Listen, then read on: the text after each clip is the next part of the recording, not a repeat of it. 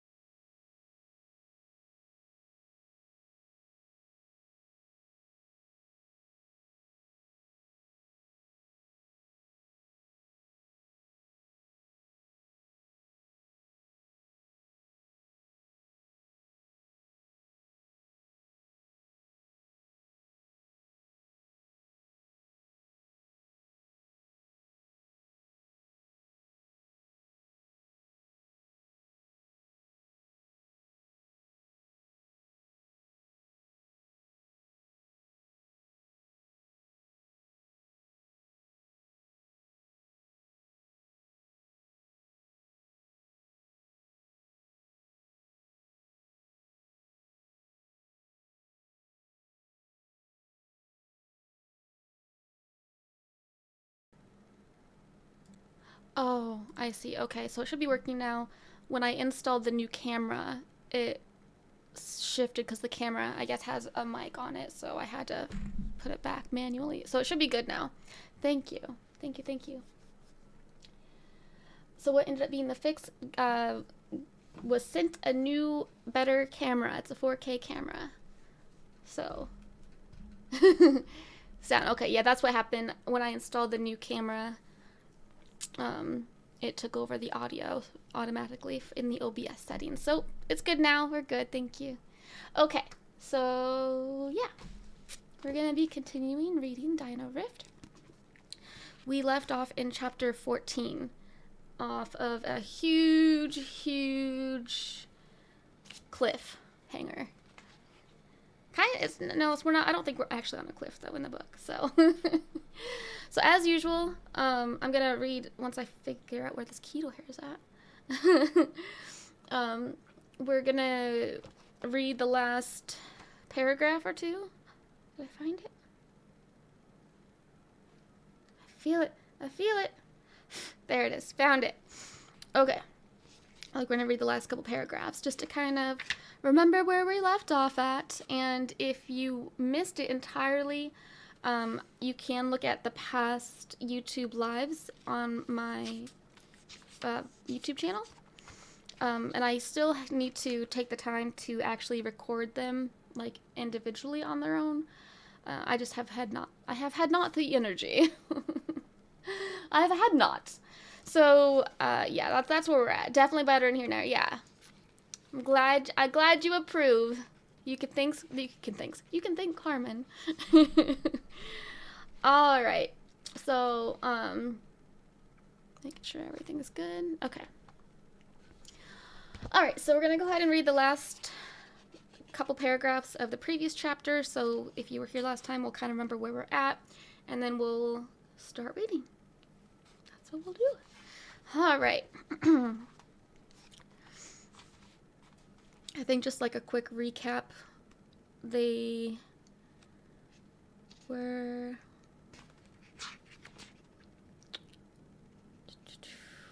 Oh yeah, Cameron and Viv, they were just... Cam was attacked by this giant centipede thing, and no, not him, it was the other girl. She was attacked, and Cam froze, and Viv killed it, and went into, like, Lara Croft mode.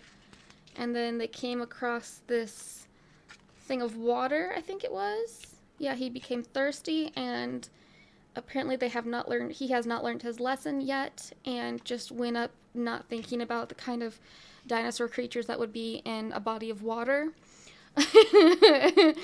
And started to drink, and then he looked down, ignoring the wise warnings from the other people in the party. And EA yelled over as she came closer to him, "Eyes up, Cam, something's out there." After another slurp, he pulled himself back up a bit. "The water is so clear and delicious. I can even see right to the..." Below the surface, piercing amber eyes with black, diamond-shaped irises glared up at him. Every single muscle of his locked into place. From Viv's position, she could read his expression. "What's wrong, Cam?" On the log, he opened his mouth, only to hesitate. "Do I say anything?" So far, it only sat at the bottom of the lake. Will it attack if I speak? Hi, Jerome. Vivian marched toward him. "Cameron?" The crunch of her shoes on the rocky shore made him glance up. "Viv, don't come any closer to..." Hiss! Splash! Chapter 14.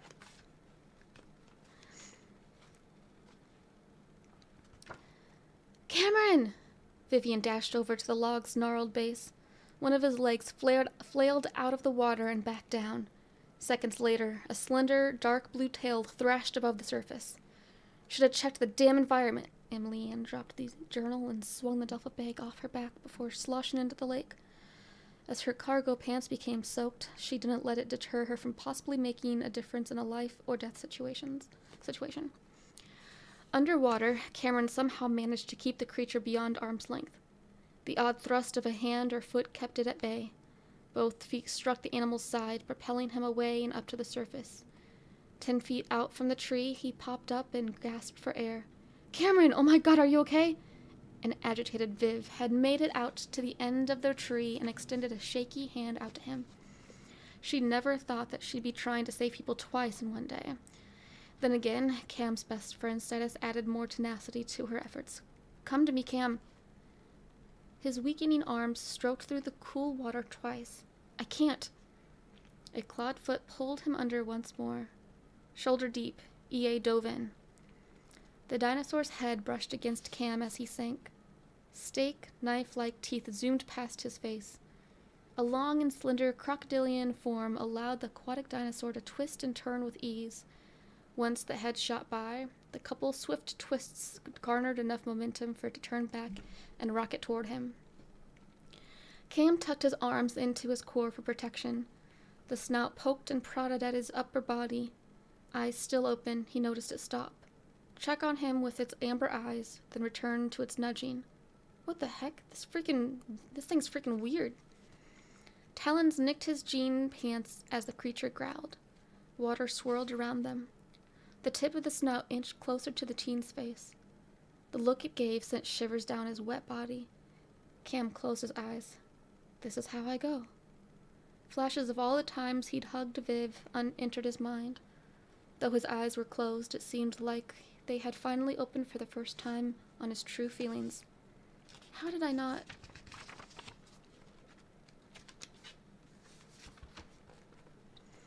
A gargled snarl 2 inches away snapped his mind back to the chilling situation. Dark hands wrangled the end of the dinosaur's tail. Its head snapped to the left as it eyed up Emily Ann. A flick of the strong tail sent EA further toward the lake bottom. Unwilling to let go, even though her hands had nearly been rubbed raw from earlier, she stayed for the ride. The distraction allowed Cam to scramble for the surface, popping up closer to the fallen tree. He thrust his hand out with a loud inhale. Vivian snagged his wrist. "I got you." Drawn further out into the lake, EA needed air and released her grip. She hoped her assistance had worked, while another part of her feared to discover what else could be waiting in the depths. 2 heaps later, Cam rolled over onto his back on the safety of the tree trunk beside one of his rescuers. Thank you, Viv." "Of course, Cameron." A sweetness saturated her voice. "Are you hurt? Did it bite or cut you anywhere?" "It should have." His chest heaved less as he returned to normal breathing speed. I don't feel hurt. After a forceful cough, he picked up on the signals his body sent to his brain. Nope, no pain. Weird. Really? She leaned over him, checking over everything to make sure. As well, she didn't mind checking him out in the process. Now is not the time, Viv. EA swam up to them. It's gone. At least I hope so. What was that thing doing to you then? Still letting his body recuperate, he only lifted one arm with thumbs up. Thanks for your help down there, Emily. Did it hurt you? Nah, I'm fine. By his feet, she patted him on the shin. Hopefully this means you'll listen to me the next time I tell you to check the area. His thumbs up turned into a pointed index finger. It's definitely noted for future reference. Viv smirked at him. Sure got more than your feet wet with these dinosaurs. The joke made him choke with laughter.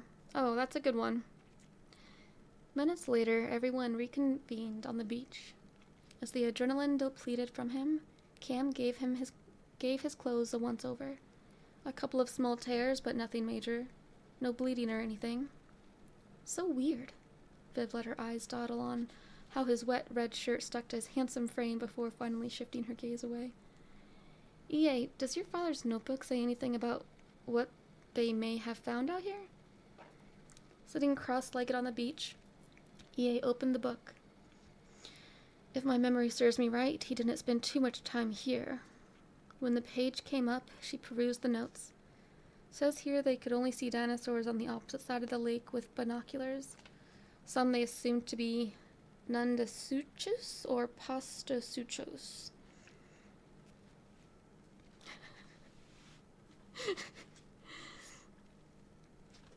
Can I see?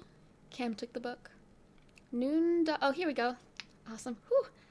Nundasuchus. Reminds me of a crocodile. As he neared the edge of the lake, he came to terms with almost becoming the dinosaur's prey. That thing, it looked at me as terrifying as it was, he closed his eyes to relive the instant its reptilian eye connected with his own. I don't think this was an attack. A Nundasuchus. Nundasuchus. This is a Nundasuchus.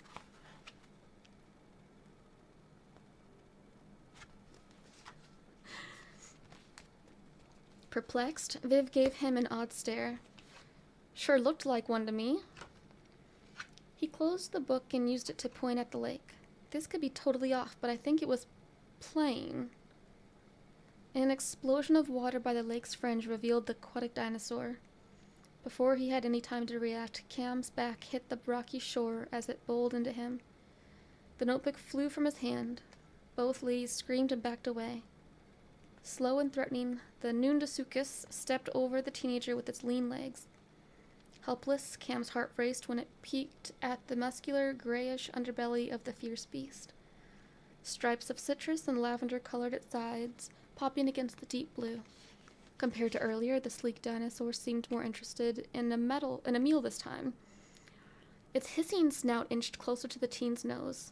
Get out of here, EA yelled, waving her arms around to make herself bigger. Scram! About to join in shooing it, Vivian jumped as the Nundasuchus snapped its jaws at her, followed by a menacing hiss. Cam remained petrified on the sand. Please don't kill me. I'm too young to go. Unaffected by the other humans, the dinosaur's nose rubbed against its prey's face. A low growl formed in its core and reverberated up to its toothy jaws. Saliva dripped from its chops to the young man's left cheek. Seeing no way out, Cameron whimpered. Frightened tears squeezed past his shut eyelids. The Nundasuchus' nostrils flared, ruffling tufts of his hair.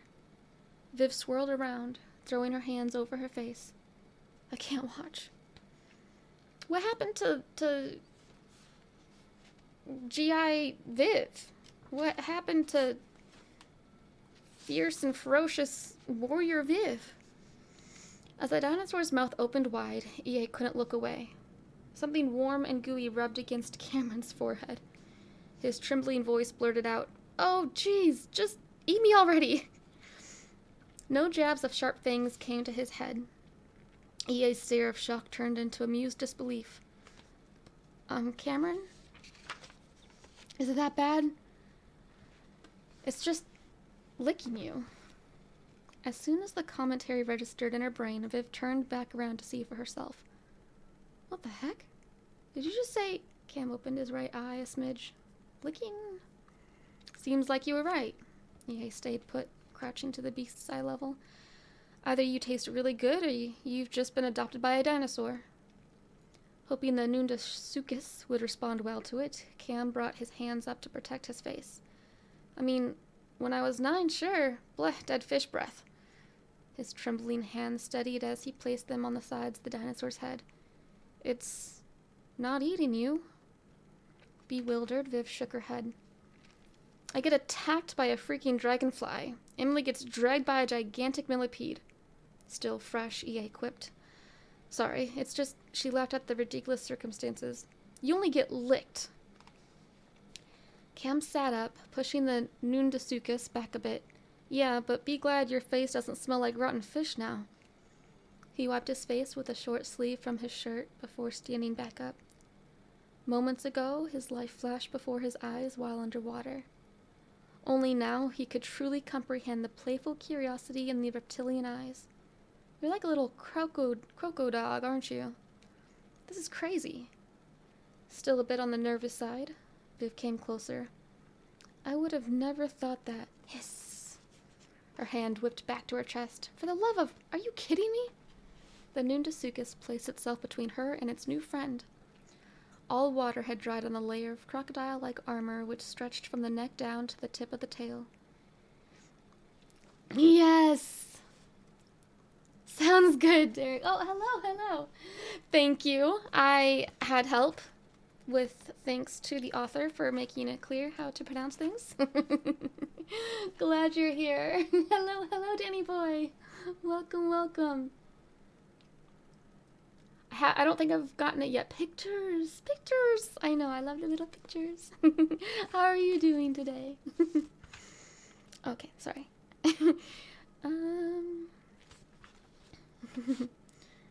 Here we go. The Nundasuchus placed itself between her and its new friend. All water had dried on the layer of crocodile-like armor which stretched from the neck down to the tip of the tail. The armor made little pops and cracks as it curled into a defensive stance. A few feet away, EA brushed some sand off the notebook and chuckled. Think you've got yourself a little guard dino there, Cam? Calmly, Cameron knelt to the Nundasuchus level. Hey now. Half of his brain still couldn't wrap around the fact he'd bonded with the dinosaur in some weird way. Nandy, you be nice to Viv, okay? Nandy? Vivian raised an eyebrow at him. Really? You're gonna name that nasty thing that hates me? Mo chose you, and Nandy chose me. He scratched the dinosaur's rough chin. To him, it seemed like the dinosaur smiled back. Plus, Nandy the Nundasuchus gotta keep with all alliterations. A non-gender-specific name, too, since I don't feel like lifting its tail to check.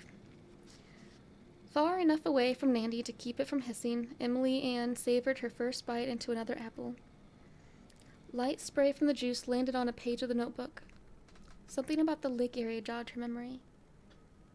Hey guys, this lake turns into a river off to the northeast. Going off my dad's notes, we should follow it. We're getting closer? Viv hoped the journey wouldn't take much longer, even though they were only a day into the impromptu dinosaur safari. How much more is there? There's a lot of notes on what they found along the way. Pages flipped by as EA skimmed through. Past the dinosaur discovery notes, she came to a particular page and tensed her jaw.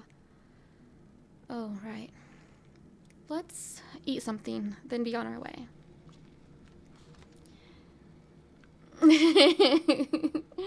Nandy stole a lot of readers' hearts. I can tell. I could tell. That's for sure. Alright, so that's the end of 14. How's everybody doing? A little check-in before we continue on to 15. Hope everybody's doing good. A little drink break as well. Oh, feeling a little tired today. More than a little, but we're doing good. I wanted to read a little bit today. So it's been a while.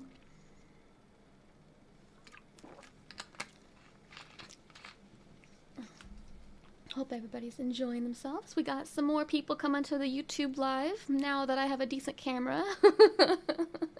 You can actually see. Doing good, doing good. So, yeah, it is interesting. I am finding it interesting that they're being attacked by giant versions of otherwise,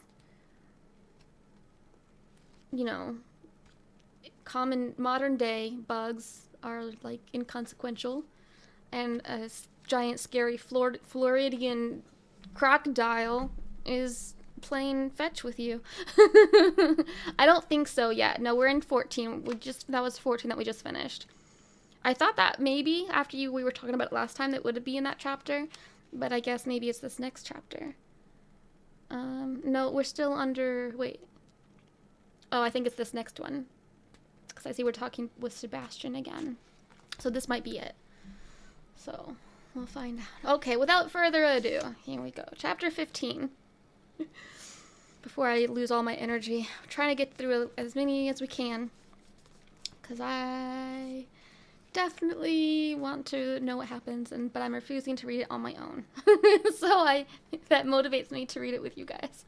Yes, this is Dino Rift by Derek Borne, as you can see. This is the same author as the book in our chat here. So hello, Ham, how are you doing? So yeah, definitely give him a follow if you haven't already. And if you would like to buy a copy of the book, it should be in the notes. The description of the video should be. Yes. It is in my Amazon storefront, so you can purchase both the book series of, this is the first book and then this is the second one. So you can get both copies. Then you can read along with me or read it at your own pace, since it takes me a while to read the next chapters after I stream. But that's more motivation for you to buy your own copy. Alright, so we're going to go ahead and get into chapters 15. Gravel crunched under the wheels of the car. An hour's drive through the countryside did two things for Sebastian. For one, he enjoyed the serenity. For another, it gave him time to think to himself. The choice he'd made to remove the 3 infiltrators from the Soracor facility stared him down as if it were sitting in the passenger seat of his car. On top of that, Felicia's words echoed in his head during the trip. What would you do if Olivia, or even Aiden, found the rift? Her voice nagged. He hadn't noticed how tight he'd been strangling the steering wheel. How dare she? It would be completely different. Another question presented itself. But hypothetically, if anyone else on the board had found out either one of them discovered the confidential anomaly. Lost in his thoughts, Sebastian almost missed a driveway. Grand iron-barred gates stood out of place among the dense forest. A speaker and camera hub greeted his window. He ran his fingers through his hair, hoping it would help to sift Felicia's words out of his head. Once he collected himself, he rolled down the window and pushed the intercom button. A voice came after the buzz. Mr. Sharp, you're early. Early means I'm not wasting anyone's time, Mr. Bartoloni. Always admired that. Another unpleasant buzz came from the gates as they unlocked and proceeded to open. Plus, you bring me presents. I'm excited. Sebastian drove his sleek silver Mercedes-Benz through the entrance. A 50-foot-long, reinforced Soracor cube van with holes on the sides followed. It always excited him to visit one of his best clients, mostly because he didn't get many chances to go in person to view the connected biodomes surrounding Mr. Bartoloni's estate. From the front gates, one of the tempered glass structures stretched to just behind the Victorian-style home. Sebastian made it halfway across the bridge driveway and slowed to a stop, taking a moment for himself. He hopped out of the car. He straightened his favorite navy blue suit while approaching the railing. The breathtaking view made him grin. This never gets old. Underneath the bridge, a man-made lake stretched 100 feet out from its position. A pair of crocodilian dinosaurs. Is it the same kind? A pair of crocodilian dinosaurs sunbathed on a small island in the middle. 2 iguanodons took a drink from the water's edge. 3 of their younglings pranced around them, playing among the field. Primeval trees and ferns grew throughout, adding to the authenticity of the environment. Tours aren't until noon. Sebastian turned his head as Mr. Bartoloni pulled up in a personal golf cart. Sorry, Anthony, didn't mean to keep you wait. No worries, Seb. Dressed in a black pinstriped suit, Anthony Bartoloni strolled over. It's not every day you get to gaze upon a prehistoric paradise within the modern world. After a handshake, Sebastian focused back on the baby iguanodons. I'm more amazed at how your animals are thriving here. Those baby Iggies are adorable. Bartoloni wore a perfect smile. Once we deal with our business, I'll take you down to see the clutch. That sounds kind of threatening. As Sebastian turned around to head back to his car, he paused. Babies lead to more dinosaurs, which leads to more babies. You've been a 3-year client, correct? About to return to his cart, Anthony nodded. 3.5. Surprised I haven't asked this before. Sebastian crossed his arms as he glanced left to right, viewing the dinosaurs on either side. As your creature population increases, do you expand their biome? Keep them on site? Anthony broke into a pretentious laugh. 20 acres per biome at 5 biomes is big enough. It's comfortable. These babies, though, Sebastian pointed a finger in the iguanodon's direction. What do you do with them when they're adults? With a narrowed gaze, Anthony let out a defensive chuckle. Once they become my property, does it matter? It matters if you're operating outside of our guidelines. You're poking where you shouldn't be. Bartoloni hesitated before giving in to a proud grin. Soracor truly has no idea of what it's sitting on. Enlighten me. You look at those creatures as assets. Anthony pulled a handkerchief out of the inner breast pocket of his suit and wiped off a section of railing before leaning on it.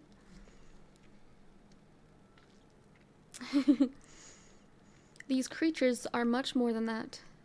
These are investments. Guess you could say I even consider myself a breeder of sorts. Sebastian stepped toward him. We didn't give you the proper credentials for that. You're supposed to apply for a license from us. Unreported selling of... Are you that naive to think all of your clients play by the rules?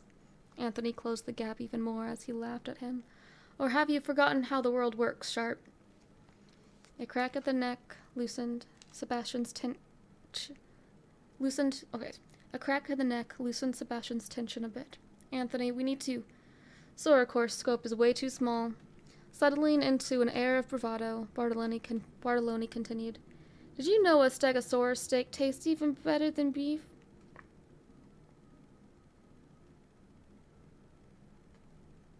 Did not see that going there.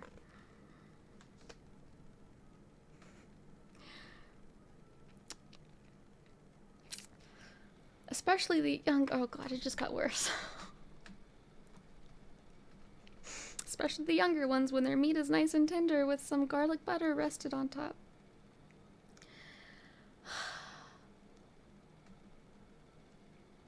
Why is this your favorite scene? It took a moment for Sebastian to realize his mouth hung open. You're eating them? I've had some, sure. Anthony remained indifferent. There's even more of a demand for it overseas with our Asian friends. Oh, come on! God. They go crazy for this stuff. He squinted at the businessman.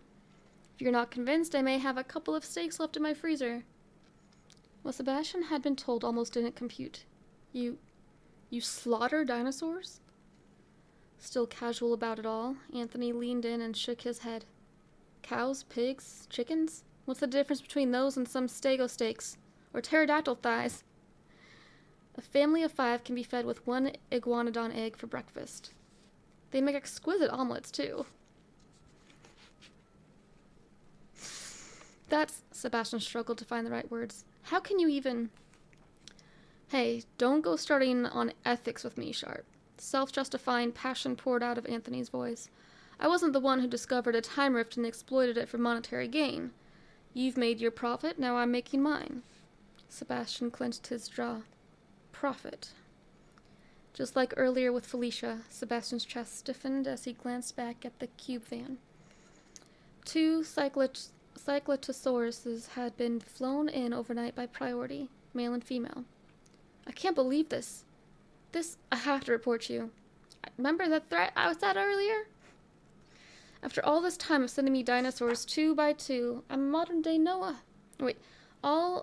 After all this time of sending me dinosaurs 2 by 2 like I'm a modern-day Noah?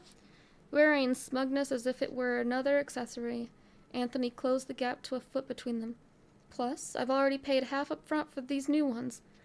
Anthony, I can't let you do this. Interesting. He's getting humanity all of a sudden. Anthony, I can't do this. These dinosaurs are my property. Anthony folded his arms together. End of discussion. Cell phone in hand, Sebastian's thumb hovered over the screen. I can transfer your funds back to you. And what would your board think if you returned empty-handed? Anthony fired at him without hesitation, especially considering I just bought some Soracore shares earlier this week. Sebastian almost dropped his phone. You what? No one told you? I bought shares and worked out a deal to own part of the company. With an intense stare, Anthony didn't back down. Which also entitles me to a 20% discount, correct? Or should I deal through someone else from now on? That's... Sebastian sighed, defeated. Correct. Pleased with how the conversation went, Mr. Bartolone grinned as he returned to his golf cart. Excellent. Now let's get all paid up and unload the Cyclotosaurus pair. Once he sat down behind the wheel, he gazed over at emotionless Sebastian. The tour offer still stands. Sure. And remember, Sharp, it's all just business. Oy! Right? Yeah, we can all thank Karm for that. He sent me a 4K cam. Thank you. So much nicer, for sure. You can actually see me. Okay, so that was slightly traumatic to read. Dun dun dun!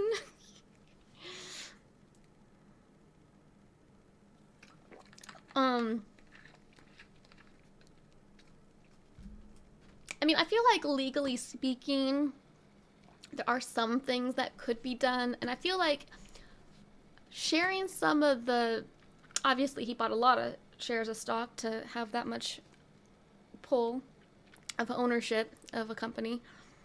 But I feel like you could still... There's still, you know... You can't... Maybe, like, there's a clause in there that they could have added to, like, you can't buy stocks in this company if you're, you know, breaking the rules of the contract. You know, something like that. You know, let's work on that. I'm gonna get with the lawyers that wrote the contract and fix the situation real quick. Cause that is horrible. And I just, you know, I don't want to believe it. My book narrator gave her to my mom.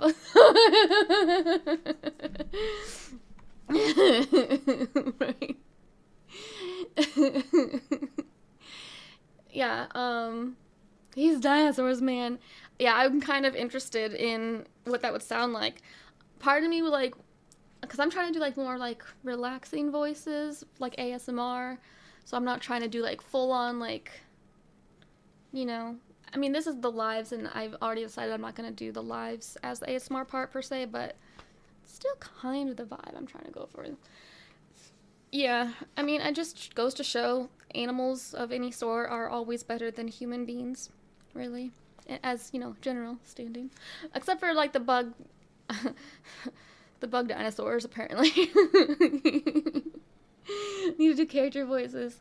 Yeah, I mean, when I stream video games, I come up with weird character voices. I don't necessarily mean to, but I mean, like, I kind of mean to, but I don't really mean to. It's a weird thing. It just happens. But when I'm reading, I'm, like, I think I'm just so used to reading, like, in a natural, like, calming voice. So, like, when people are listening to it, they can help to go to sleep, you know. Hope you have an awesome night. Thank you. Watch out for the bugs. Oh my goodness. Have a wonderful evening. I hope you have a wonderful, wonderful rest of your evening. And thank you as always. All right, so with that we are going to go into 16. Got 2 chapters down so far. We are now in 16. Okay, let's get going. Vivian sat cross-legged on the beach, chewing her last morsel of a peach from a nearby tree. Thanks to Nandy wedging itself between them, she had to sit away from Cameron. Considering how their interactions had gone back on the forest track, she'd hoped to attempt more flirting with Cam. For now, she had to settle with the current company of Emily and beside her. Should we collect some water before we carry on? Don't have anything to collect it with, EA replied, wishing she did. Only packed this bag with the intent of a break-in, not a safari. Cam snorted. And yet you brought a machete with you. EA shrugged. Hey, you never know when you might need one. It's true. It's true. As time had gone on, Viv let the fullness of the situation sink in. All this time, we thought Sorokor was a simple chain of dinosaur museums. Looks can be deceiving. Viv nodded while gazing over at Cam, who continued to make friends with the intimidating Nundasukas. Just like how that thing looks like it could rip Cam's face off at any just like how that thing looks like it could rip Cam's face off at any moment? EA chuckled. Believe it or not, I've seen behavior like Nandy's before. With a stick in his hand, Cam wagged it in front of the inquisitive dinosaur's face. Want to learn how to play fetch? Huh? He tossed the hunk of wood off to the left, which landed about 15 feet away. Uninterested, Nandy watched the stick fly away. Instead of chasing it, it stared back at him as if he was an idiot and snorted. Right? Exactly. Target destroyed. Exactly. Oh, man. Cam scratched the back of his head. Guess we'll need to work on that. After chucking her peach pit into the woods, Viv gave her full attention to EA. How have you seen that before? This is your first time through the rift, right? Through the rift, yes. By now, EA had removed her shoes and socks, letting her toes wiggle into a patch of sand. Fond memories came to the fore. Remember when I said my dad brought a dinosaur home with him? Right. It was a species of raptor. Cam perked up. Did you just say raptor? Like super violent velociraptor? EA responded. It's called a Utah raptor. That's what it looks like. Utah raptor. Oh, that's the one on display right near the front of our museum. I'm waiting for when it tells me how to pronounce it correctly. Because it was the first raptor discovered here in Utah. I was right! Viv's eyes lit up, thrilled to have recalled the information. If where we are here is the wind is still Utah, that is. Cam laughed. That's the most wibbly-wobbly, timey-wimey sentence I've ever heard. Yes. EA squinted at him. Doctor Who line, right? What do you mean, right? Yes, it is. No duh. Your nerdiness continues to impress, he replied with a grin. After admiring the orange spots around Nandy's eyes, he glanced back over at EA. So your dad, Raptor, continue? Right. He'd gone against protocol and brought a juvenile Utah raptor back to his home out in the country. My parents were split by then, so I would drive in and see him whenever I could.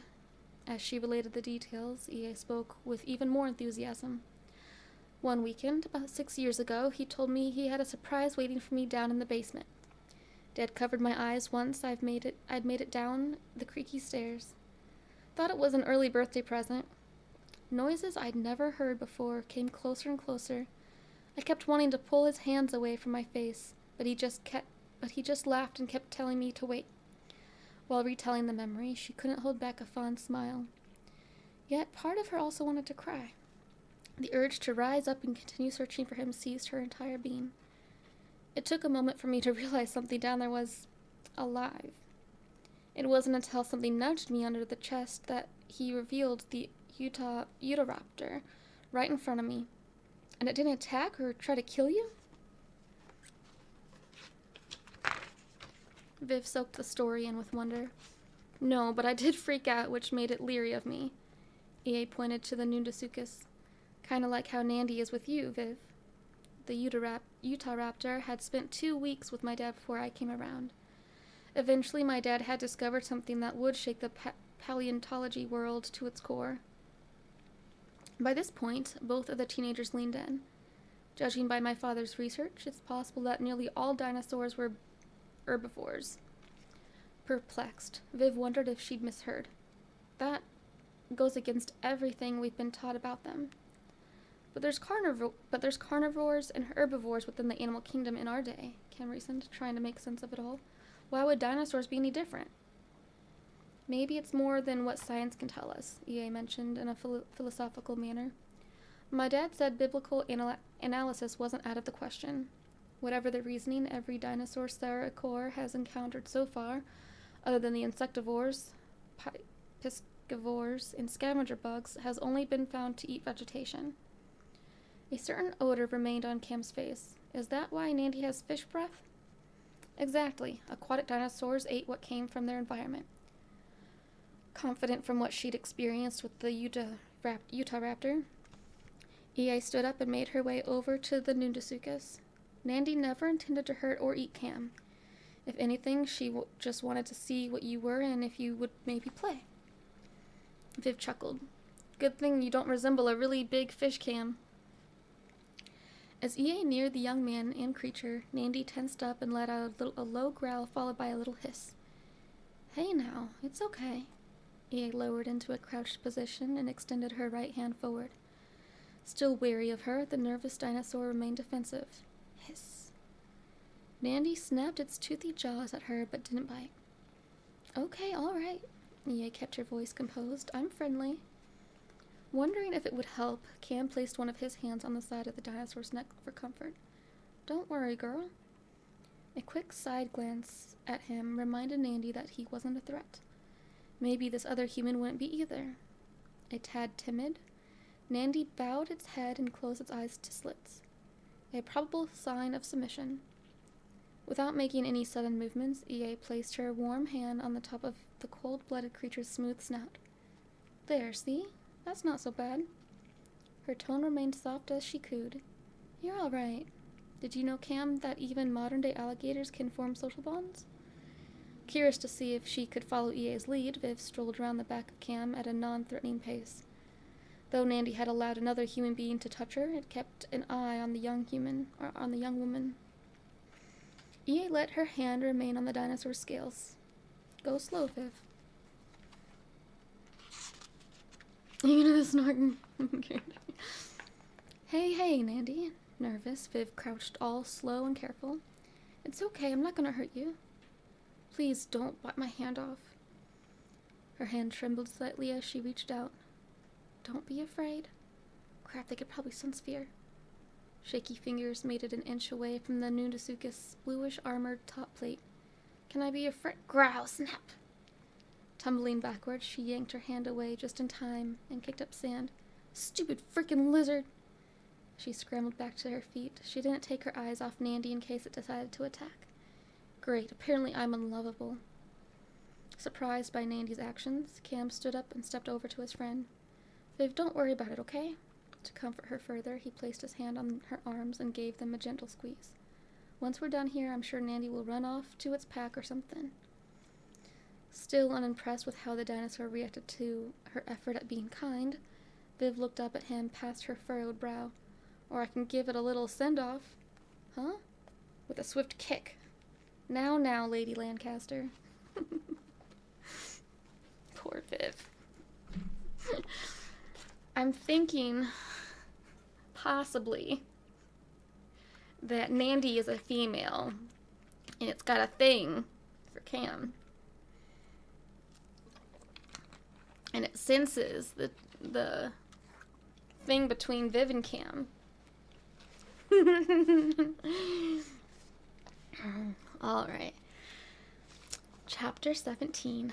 Man, we're just like going through. I'm excited.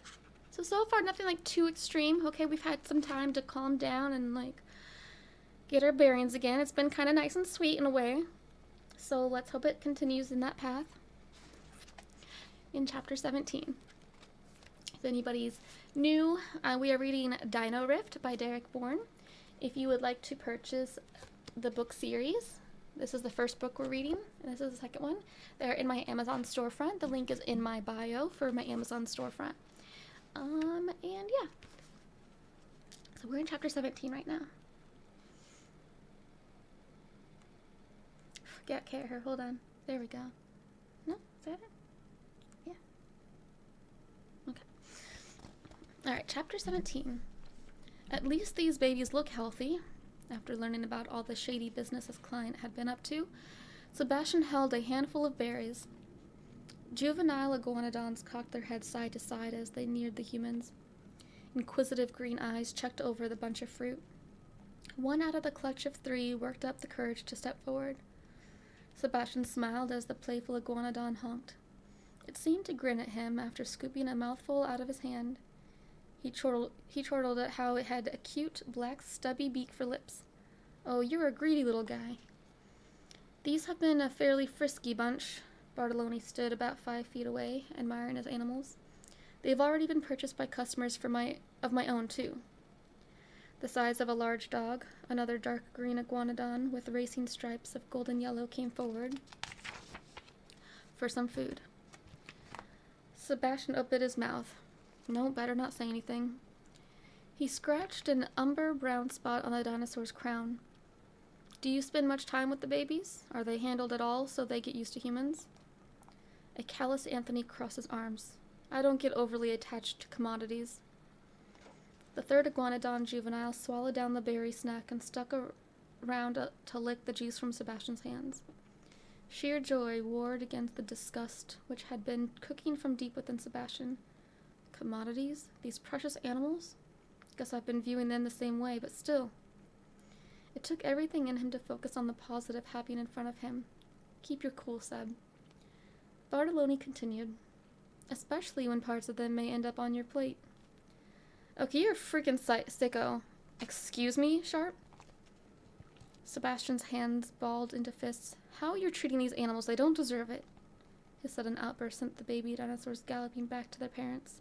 Selling them for pets is one thing, and sure, I can overlook the whole unlicensed breeding part of it all. A burning sensation surged through his core and swirled around inside of his chest. But eating them, actually listing dinosaur byproducts on a menu as a delicacy? Kevin, hey, we're just reading. Just been tired. We're in chapter 17 of Dino Rift.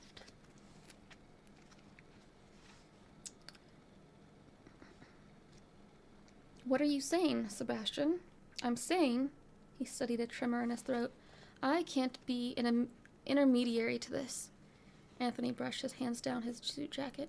Are you thinking straight? I'm not the one who needs to be asked that question. Sharp, come on.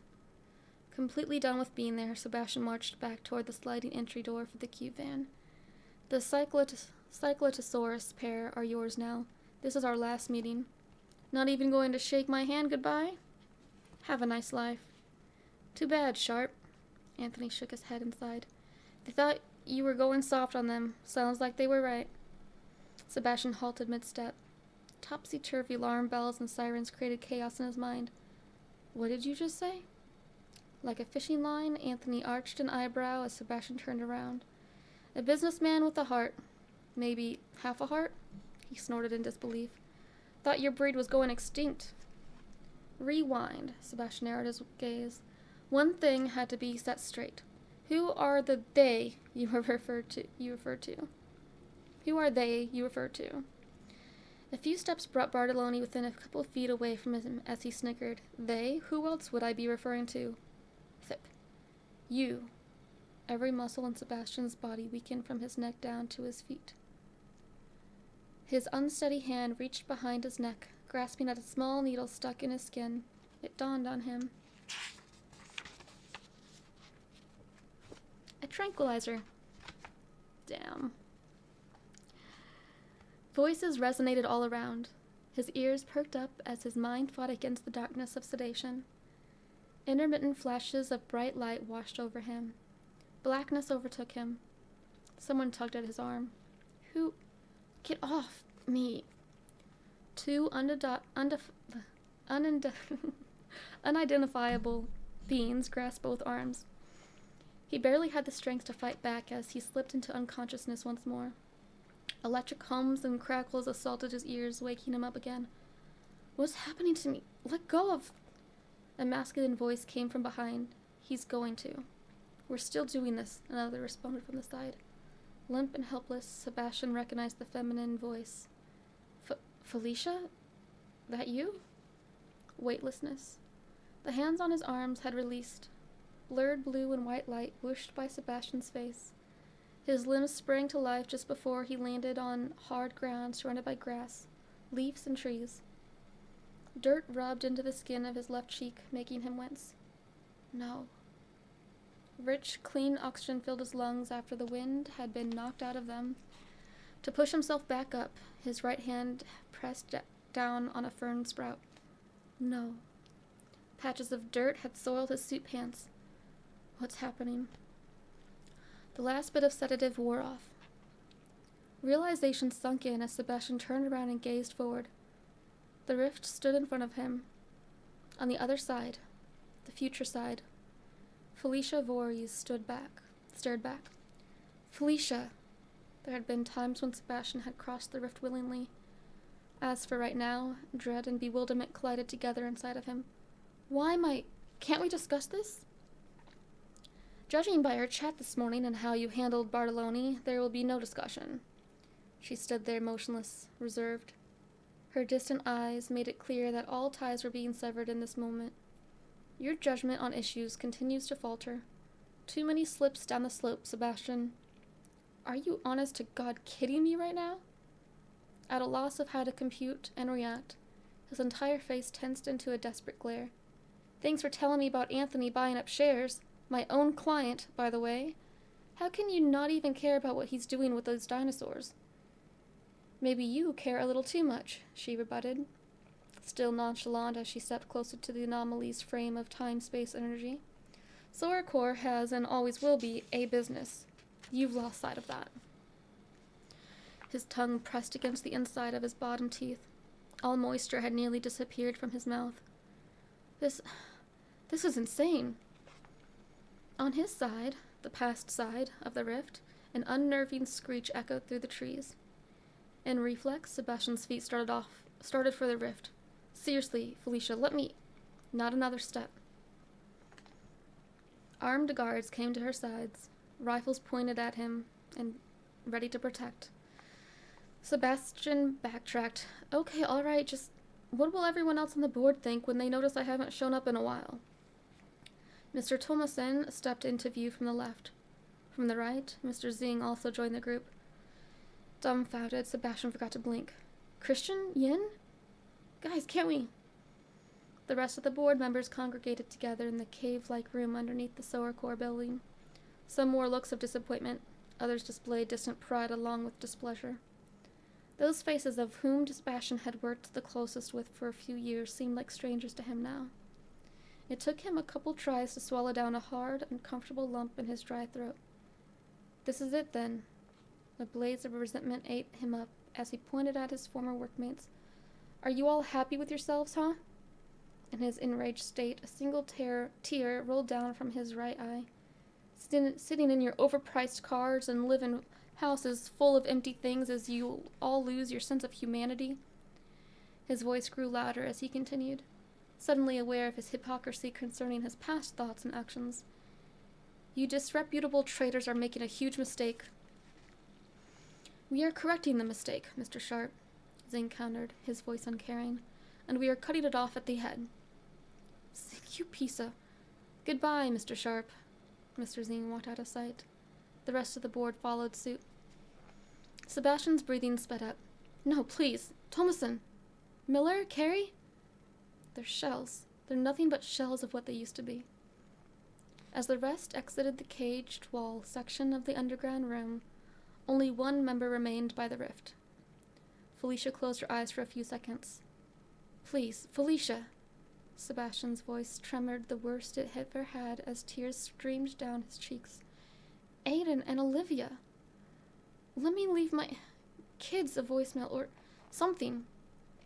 A flash of a wince showed up on her face before she turned rigid once more. Sorry, I'll take care of it. And Trudy? Sebastian's voice cracked when he mentioned the Trudon, which would be waiting for him at home. There's dragonflies in the fridge for her. Felicia had already started for the large metal door when she turned her head, but couldn't look at him. She'll be transferred to Bartolone's care. I knew it! That's so messed up. Hearing the Italian's name sparked more rage inside of Sharp. That disgusting excuse of a man, how dare you? As Felicia stepped through the doorway back to the Soracor building, her voice carried back to him. Take care of yourself, Sebastian. Take care of yourself, you just put me in dinosaur land. Welcome everyone. We were just reading Dino Rift.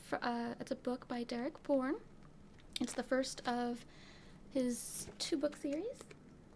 So if you are wanting to buy your own copies, there's the link if you're on my YouTube live, there's a link in the description to my Amazon storefront where you can purchase the books from. And if you're in my TikTok, it's in my link tree. Alright, so that was the end of chapter 17. Let's see, 14, 15, 16, 17. So we got another chapter, maybe 2 in me for tonight. I'll do one more chapter for now, and we'll see if we can do another chapter after that or not. So we're gonna go ahead and start off with chapter 18. I hope they're able to get the dinosaurs away from Bartolone before they.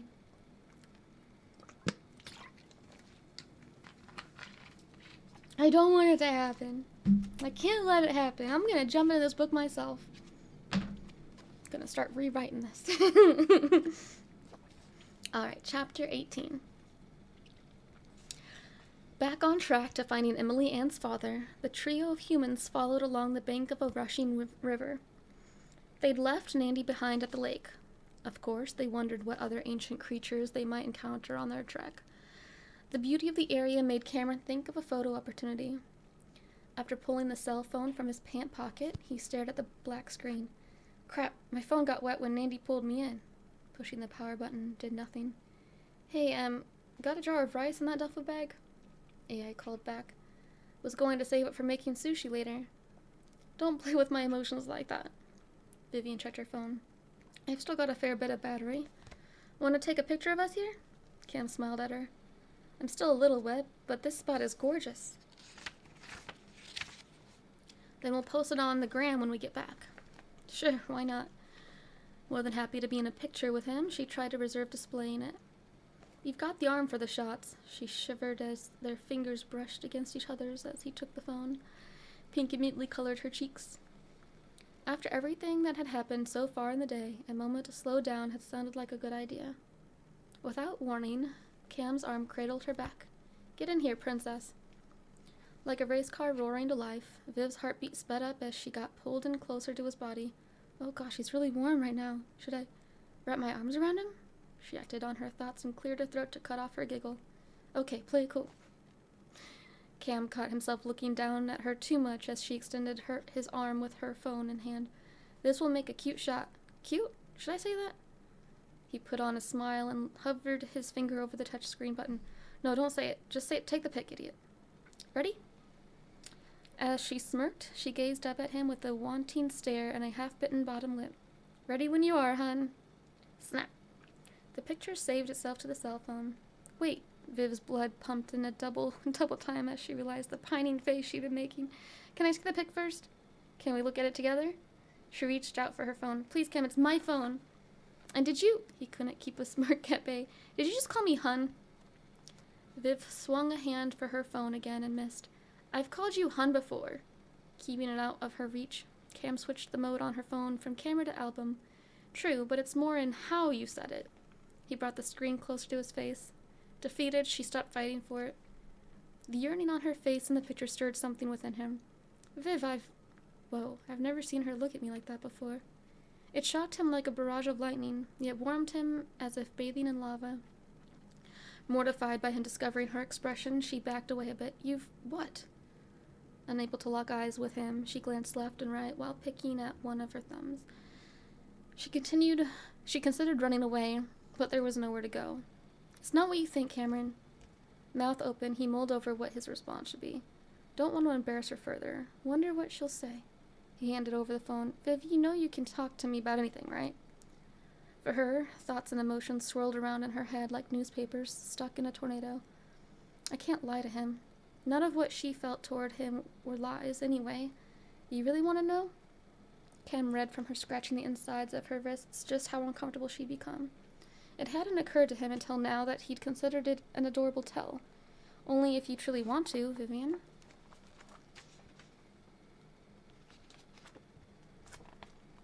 His soothing voice, uttering her name, warmed her heart, as if he'd just wrapped her up in a cozy blanket. Eyes closed, she grimaced at the ground. Before we knew Nandy, the ninja Dutch... the ninja Dutch sound. If that's not the truest thing ever.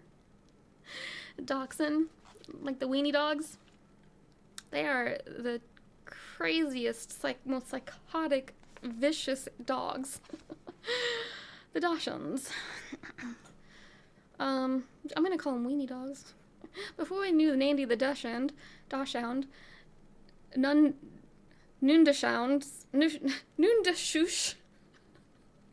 That's a hard word to put together. Noondashuchus. Whatever. Anyway, that's what they said, not me. I agree. Before we knew she wasn't a carnivore and you got pulled under, her voice almost threatened to leave her. I thought I'd lost you. Her words blasted him in the chest. True, he'd seen his short life flash before his eyes at the time. Never once did he consider what she'd been going through in that alarming moment. Sausage dogs.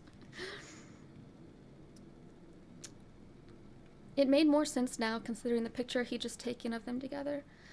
Sorry, I didn't mean to be a jerk about the pic. You're not a jerk. Finally looking back up, she let her teal eyes connect with his. It's just... Everything started to tingle in her body as she kept his gaze locked into hers. A quiet gasp of air hitched in her lungs before she continued. Her hands wanted to give in to their own minds to reach up to the sides of his face and pull his lips to hers. It all happened so fast, between you getting yanked under, Nandy coming out of nowhere on the beach, then you getting distracted by that dinosaur. What are you getting at? He placed a gentle hand on her left arm in the hopes of calming her down. The simple touch almost made her go up on her tiptoes. Just pull me in. As soon as you disappeared into the water, my knees almost gave out. Oh, Viv. Cam didn't wait another second to slip his arm around his best friend. The cracks in her voice broke his heart. He'd never had any doubts that she cared about him. The recent close call intensified those emotions. Enwrapped in his toned arms, Viv soaked it all in, including some of the water that hadn't dried from his clothes yet. I never really got a chance to hug you once I knew you were safe. Having her so close, he welcomed the rush of affection and all its being between them. Hopefully now makes up for that. She nuzzled her face into his taut, comfy chest. I like these little descriptive words just thrown in there.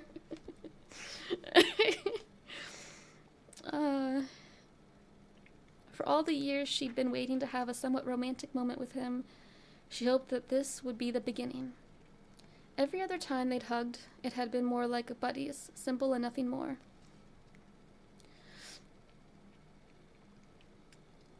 This time, Cam found himself getting more energized than expected. Oh, really? For a moment, he thought he could sense the pounding of her heart against his torso. In response, the rhythm of his own heart sped up to match hers. Enjoying every bit of it, Viv wondered what was going through his mind. Hope this isn't getting weird for him. He hadn't said anything negative about it. We had been hugging for a bit now. How long is too long? Cam gazed off into the distance, then pursed his lips in worry. Where'd EA go? Viv had been too into the embrace to truly comprehend his concern. EA, she's gone. He stepped away from her as blood and adrenaline surged through him due to distress. I don't see her anywhere. Did she fall in the river? Viv joined him in fretting over the new friend they'd made. We would have heard a splash, though, right? EA! He kept his hands on the sides of his mouth. Emily! An unnerving thought overcame Viv. Hope she didn't come across the first carnivorous dinosaur.